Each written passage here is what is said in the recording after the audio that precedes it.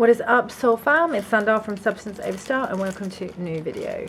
So I'm feeling the energy today is feels very heavy, kind of feels like moving through thick sludge at the moment. Might just be me. You know, I have been kind of doing a lot of clearing and a lot of integration, and I mean, you know, I've been doing some of my own clearing and integration, but I've mainly been holding space for other people to kind of clear and release and drop stuff. So, and it's been quite heavy. So yeah, what I'm noticing is the last few weeks, or however long it's been since we've been having all this really intense solar flares, is, you know, things have been coming up for people, whatever it is that that person needs to clear as part of their whole soul's trajectory, and whatever soul contracts they, you know, incarnated in here with to clear.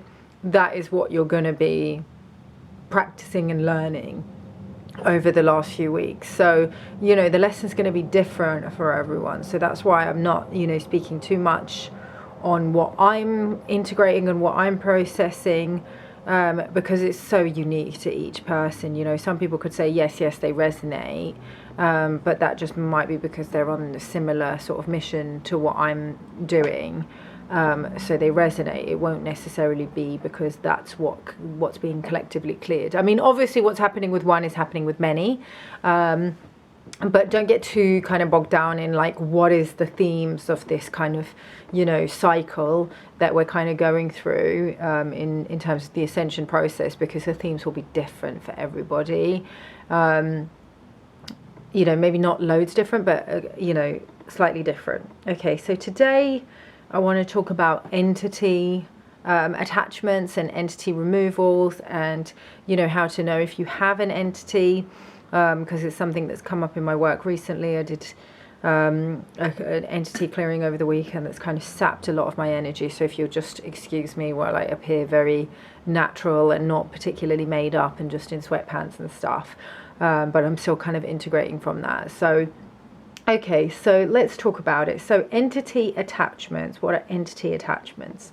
So entity attachments are basically like in your light body, if you have a particular wound or a tear or a rip or a negative belief system or whatever, it could be, you know, somewhere in your auric field, it could be in one of your chakras, that has a certain vibe or a frequency, there will be an entity that will attach onto it and use it to harvest loosh. Okay, loosh is just kind of emotional energy. It can be emotional sexual energy, it can be emotional, it can be the energy of grief, it can be the energy of heartbreak, it can be the energy of anger. All of these really high intensity human emotions are sustenance for fourth dimensional astral beings, also known as archons. They're also called demons, they're also called fallen angelics.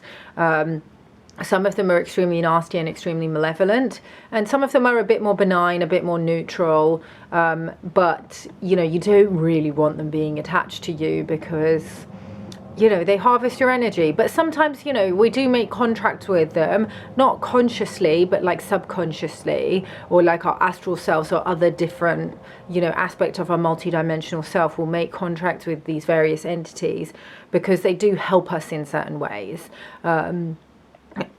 Obviously, once we become aware of them, our true sustenance and our true manifestation capacity comes from the Most High, comes from God. And, you know, during the awakening process, once you realize this, you no longer need to make contracts with entities.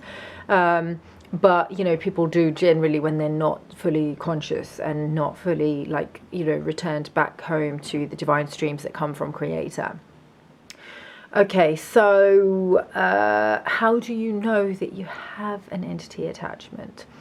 Okay, so an entity attachment can take the form of, the most common way that I see it taking form, I mean, generally when I do field work with clients, I can see if they have an entity attachment. Sometimes it might not be as cut and dry as they have an actual entity that's attached to them. They may have a cord that then plugs them into an interfacing system that entities feed off, or it could be they might have an implant, and that implant kind of also, you know, sends them, causes them to get almost like plugged in, not plugged in physically, but plugged in like almost in like an AI kind of way, like almost like a Wi-Fi router would get plugged into, like, you know, the internet.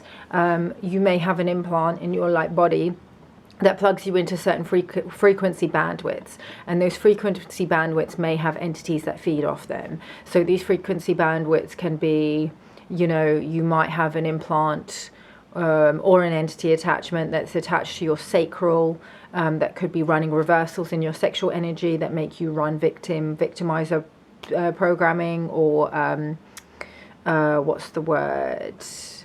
Yeah, just like a victim predator type energy, where you keep on, I don't want to say attracting, but you keep on getting into situations with, you know, people who are going to sexually predate on you.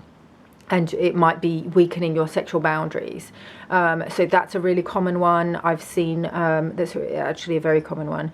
I've seen also the reverse, where people have implants that make them sexual predators. I've not seen that as commonly, but it might just be because of, you know, the stuff that I talk about, that certain people are, you know, attracted to working with me. Another one that I've seen is, you know, this kind of like a poverty, mental slavery type frequency bandwidth that will be like, you know, running, you know, this programs of, you know, it's really hard to survive, and I never have enough, and I always have to struggle, and, you know, everybody is suffering on this planet, and everybody's in poverty. And, you know, a lot of that is true, because a lot of people are plugged into these frequency bandwidths. But, you know, that doesn't mean that you have to be. You can unplug yourself, and you can kind of tap into other, you know, what's the word, dimensions, and pull in, you know, energies from, you know, as long as you do it with God's source, pull in different energies to manifest higher timelines for yourself. So, you know, if you can hear, like, let's say, for example, there's something that you want to do. There's something that you want to do in terms of like your life, your career. There's a project that you want to take on, or, you know, just like, yeah, you want to make like a career pivot or something, you have a passion project. If you're getting voices in the back of your head that constantly are saying, no, you know, that's not going to be safe, you can't do that, people are going to reject you, what if people laugh at you, what if people judge you, what if that person says, who do they think they are, you'll never be successful, you're not going to make money doing that. That's an entity attachment, okay? Again, very common. They're very, very common. It's not unusual to have entity attachments. Also,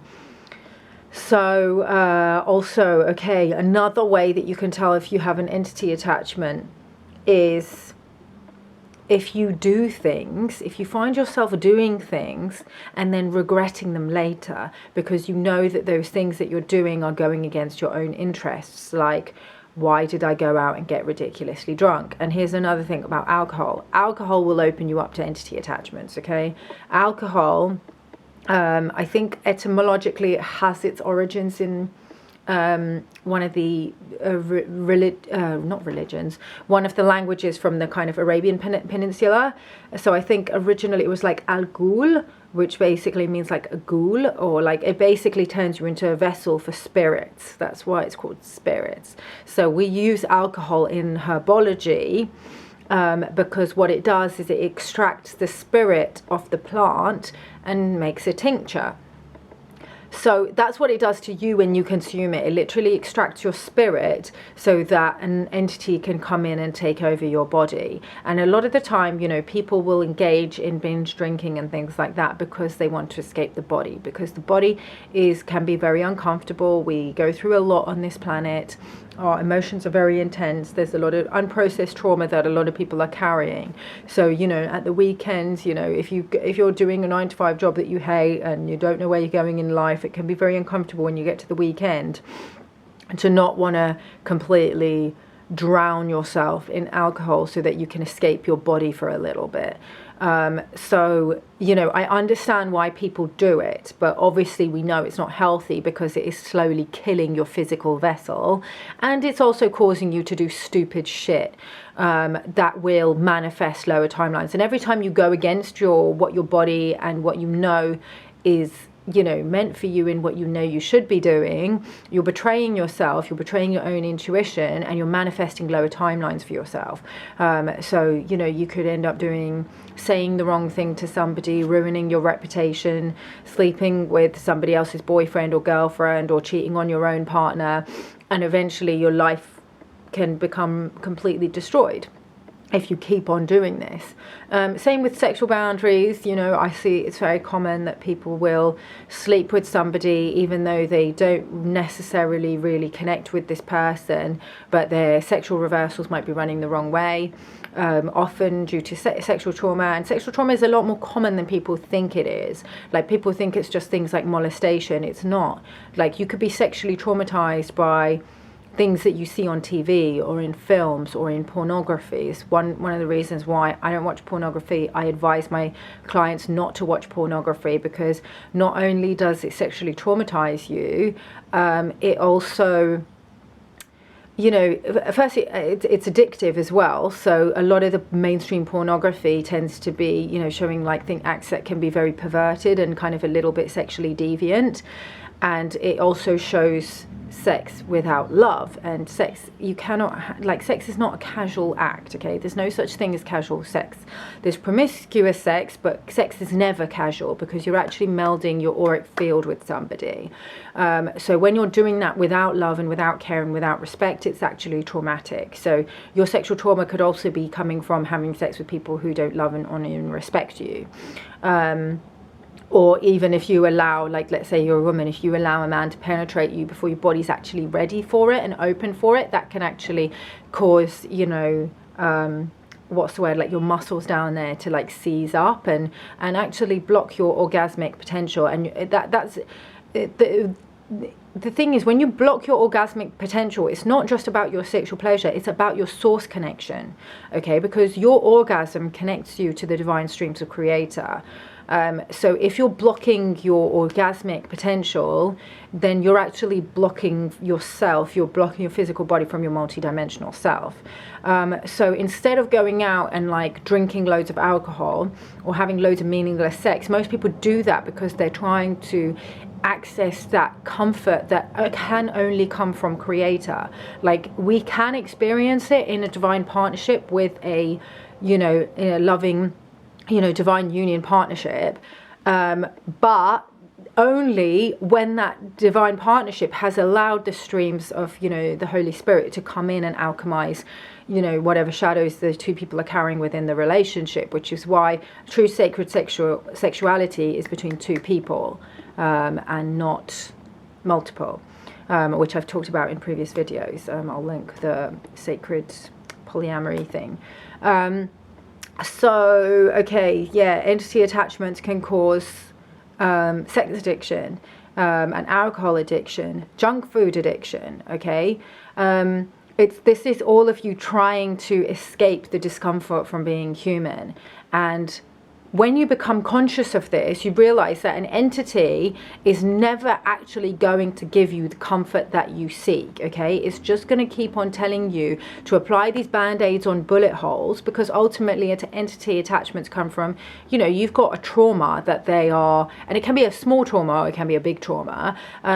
You've got something that they're hooking into that you are uncomfortable with facing. So they keep on telling you to go and do these little things like watch trashy TV or drink alcohol or have meaningless sex or go and buy crap at the shopping centre. You know, shopping addiction is another big one, because they don't want you to actually face the wound that they're attached to, because when you face the wound that they're attached to, you will be called to heal it.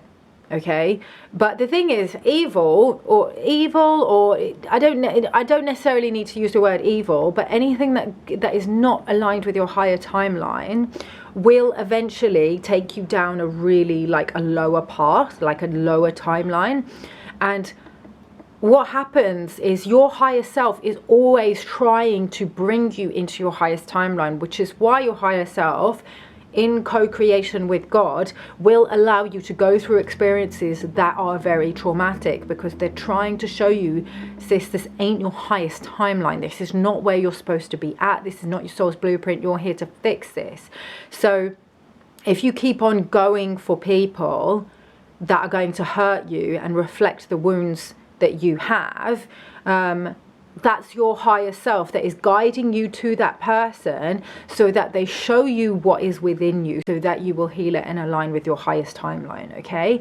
And until you heal the trauma that entities are hooking into, you will not be the proper match for your divine union partner, okay? So this is another thing with people who are always searching for that connection.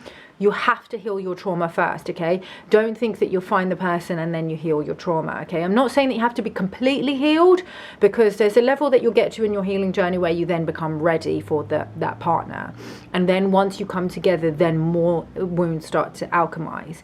But you have to get to that point, because if you don't get to that point, you're still gonna choose like fuck boys and users and, you know, Jezebels or whatever kind of toxic person that you keep on, you know, being attracted to, that will keep reminding you of the love that you didn't receive from, you know, your parents or whoever it was that hurt you. Okay, so how do we heal it? Okay, so I do entity removals in field work with clients, and implant removal and things like that. You can also do it in, you know, plant spirit ceremonies. You know, will remove entities and implants. Be very careful with plant spirit ceremonies, because you want to be really, really careful that the shaman who is holding space for everybody is aligned to the living God and serves the living Christ. Because if they don't, then they are probably also contracting with entities that they encounter in the astrals and in the 6 to 7D where you're operating, where you're doing your work. Okay, and if they haven't sealed the space properly to only allow the spirits that serve the living Christ, you may have a very bad experience where you may encounter some of these demons and they may feed off you, because the shaman has maybe made a contract with them to allow them to do that in return for like fame and more clients and, you know, accolades or whatever. So there, you know, not everyone in the spiritual community is somebody that you should necessarily trust, okay? Just because somebody's spiritual doesn't mean that they are necessarily a safe person for you to work with, okay? You've got to really, really trust the wisdom of your body and that person's alignment to the living God, and how much integrity they actually have. So that's why I'm really careful with plant spirit ceremonies. I haven't done any since, well, I mean, I've done like microdosing and things like that, and then sometimes we've gone into ceremony without planning it because it needed to happen. But I've never intentionally sat in ceremony, and I don't think I'd be called to do it with some of the you know, like the native plants from like South America or Africa. I just feel like things like bufo and ayahuasca, just to me, I'm not feeling cool. I'm not telling anybody else what to do. I'm not feeling cool to work with those particular spirits right now, because I'm not from that landmass and I don't feel fully comfortable with those spirits. I feel much more comfortable, you know, working with psilocybin or anything that's kind of native to kind of this part of the world. I'm in the UK right now because, you know, I grew up here. So I feel, you know, that's another thing that you maybe want to take into consideration. But if you are going to do plant spirit ceremonies, make sure that you seal properly. You thank the spirit of the plant, and you know the people, like the whatever, like let's say it's ayahuasca, you got to thank the custodians of the land, the indigenous people from whichever country you're doing it in.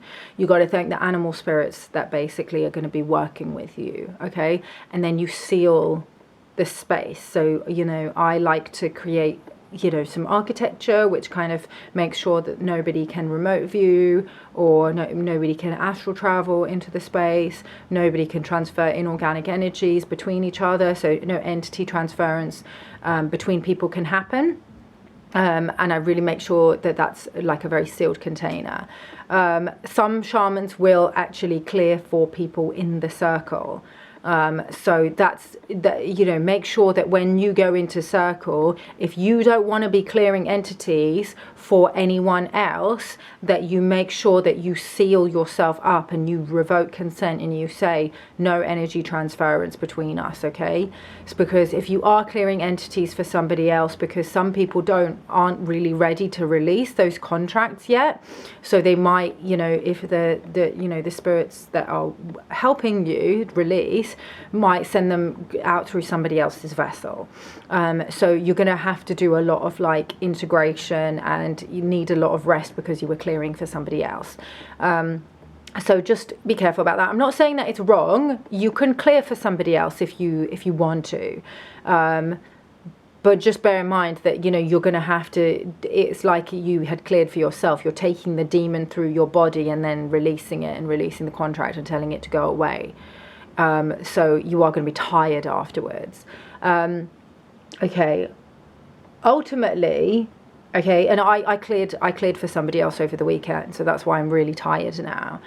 And you know, I don't mind doing it. Like, obviously in field work we do entity removals and things like that, but the entity will show up because the client is ready to release it. Okay, I won't be able to see any implants or anything or whatever until the client is ready to release it, because there's different layers, right? So the first things that show up are whatever the client is ready to release. Now, it's not the energy work or the plant spirit medicine that you take that heals you. It isn't, okay? It can take the entity away or the implant out or whatever, but you have to do the work afterwards to integrate, okay? Because whatever wound it was attached to, if you don't heal that wound, and you will be tested afterwards. I let all my clients know that, like, when I remove an implant or when I remove a cord or whatever, I will say you may experience this pattern coming up again in the next week or so, where you will be tested and you will have to reassert your new boundary, okay? It wants to know if you are really gonna integrate from the healing, because it's you that heals yourself. It's not me. Like, God's source, yes, will heal you, but you have to be willing to do the work as well. If you're not willing to do the work, whatever it is, like, you know, let's say you sit in ceremony and you go, okay, I want to stop shagging guys who don't care about me, and then they remove whatever implant you have in your womb or the cord that's attaching you to some kind of, you know, sexual misery frequency net or template, that gets removed. If you don't, then when you go out into the world and the situation keeps happening, if you keep on getting yourself back into the situation, you're just going to attach, it's just going to get reattached. So you have to do the work to heal it, okay? This is why, you know, this is why I prefer clients to message me directly, so I can have a little quick chat with them before we decide to work together. Because I need to feel this person's energy. If I feel like this person is wanting someone to fix them and they're wanting to do energy work because they think it's magically going to solve all their problems without them actually doing the work, I don't work with them. And I'll also get a feel, if I do like one session with a client, I'll get a feel if that's where they're at. I only want to work with clients who understand that they have to be the change in their lives, and they're the ones that have to do the work to heal and seal up their field. So that's another thing to consider, okay? Because it's always you always have the power. Entities don't just, you know, they take the wound as consent. But as soon as you become aware of the program that you're running, you know, with whatever limiting beliefs are getting played out in your mind, whatever programs or belief systems that you've got in your field that are holding you back from your highest timeline, once you become aware of it and what wound it's attached to, if you don't do the work to heal it, then obviously they're going to come back. But once you decide, I don't want this anymore, I'm not going to do this anymore, I'm going to choose better, I'm now ready for somebody who loves me and honors me, or I'm ready to actually step into my best self and move forward with this project, then, you know, they can't latch on to you again. Obviously then more stuff may come up. There's layers to it. There's so many layers to it. So, you know, I get entity attachment still sometimes as well, because, you know, as you level up on your journey, there will be you know, you start to take up more space, and you start to kind of be bigger with your offerings, and start to kind of, you know, what's the word? Step into more of your higher self. So there's always going to be wounds and overlays and things like that as you move higher and higher. So, you know, just embrace the process and don't get scared. Like, they're not scary. I don't find them scary. I've even woke up sometimes and found them in my bed, because, you know, if you wake up in sleep paralysis and you're kind of like, you know, your pineal's open, you can kind of see the astrals. I've had, and you know, they'll try and seduce you sometimes in the astrals and stuff like that to try and steal your sexual energy. So, you know, I woke up with 2 of them in my bed. One of them was like, had shapeshifted into like a clone of my boyfriend and was trying to seduce me. They weren't scary. They were actually being quite cute and like trying to like, yeah, just trying, they were cuddling me and trying to seduce me and get me to have sex with them.